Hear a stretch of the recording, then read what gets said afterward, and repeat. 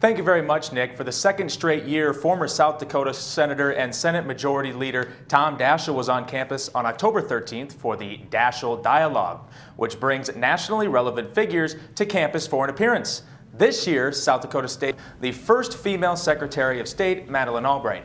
At a press conference that afternoon, Daschle and Albright discussed a wide range of topics, including the cost to go to college.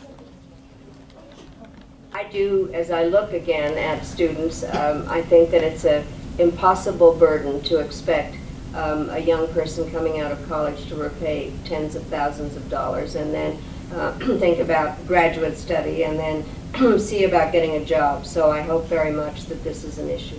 The total accumulated student debt now exceeds $1 trillion, and it continues to grow exponentially year after year. We've got to do more to contain the costs and provide greater access to resources to be able to pay for the costs. That is going to take imaginative public policy, but it's essential. There is nothing more important than ensuring that the good health and the good education of every American youth in this country. We've got a long way to go. Last year's speaker was former Mississippi Senator Trent Lott, who along with Daschle were fighting partisanship in American politics. As I understand it, Madeleine Albright wasn't the only former Secretary of State on a stage last night. Isn't that right, Kyle?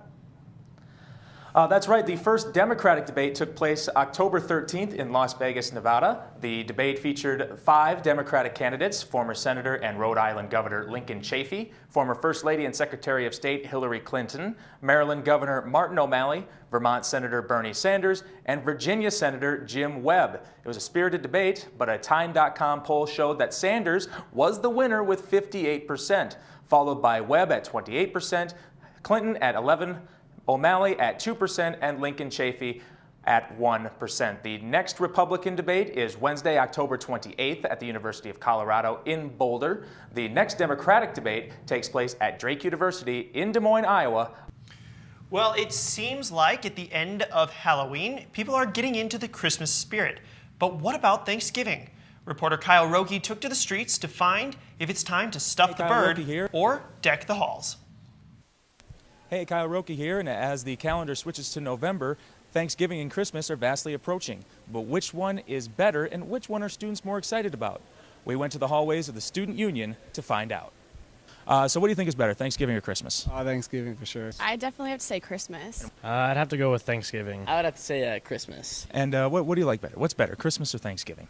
Christmas. And why do you think Christmas? Because you get free presents. You don't know what the true meaning of Christmas is? It's about presents for you? What would you say your favorite Christmas food would be? Just the #1 thing that you like to eat just for Christmas? I just like the whole Christmas dinner, mashed potatoes. Cheesecake. Cheesecake? Yeah. Is that a Christmas tradition? Well, it's my Christmas tradition. I'm not you're making some serious Christmas switch ups here. So what do you think about this thing right here? It's interesting. Looks like the buck my dad killed last week, but it's something. So. Right. So what's like your favorite thing to do on Christmas? Best part. Open presents, I think. And I'm still a child at heart, and I love to open Christmas presents with my family. So. I'd have to say gingerbread cookies. Are you already in the Christmas spirit? Is it too early to be in the Christmas spirit? Never too early to be in the Christmas spirit. That's what we like to hear. When do you usually put up like a Christmas tree? What would you say a good deadline for that would be? Well, my family does it after Thanksgiving, but I think like December 1st. December 1st? December is Christmas, not November. How would you feel if I told you I wanted to put my Christmas tree up on July 16th? I'd say you're crazy. All right, we're good. Well, maybe we'll never truly know which is better, Thanksgiving or Christmas, but as you can see, me and Rudolph, well, we're going to set up our Christmas tree and maybe go find some mistletoe. For Jack's Weekly Report, I'm Kyle Rokeh. Nothing seems to stay the same long the last few years at South Dakota State. With new buildings popping up every year and construction continuing on Brown Hall and the football stadium, it might make the little changes, like new street names around campus, even harder to spot.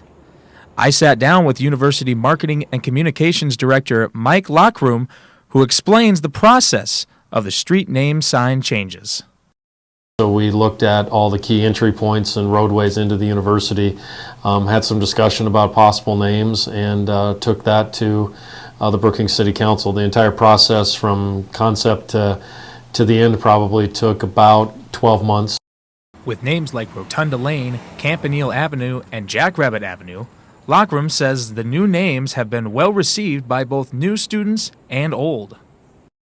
Some names that didn't make the list, but I think at the end of the day, everybody's been very receptive to it. I think especially the new students and new families that maybe aren't as familiar with Brookings probably didn't notice it as a name change as much as they thought, you know, this is pretty neat, because Jackrabbit Avenue is pretty easy for them to find. I think for our returning students and some people in the community, it's taken a little getting used to, but I think at the end of the day, everybody's been pretty satisfied with the result. From Brookings, Kyle Rokeh, Jack's Weekly Report.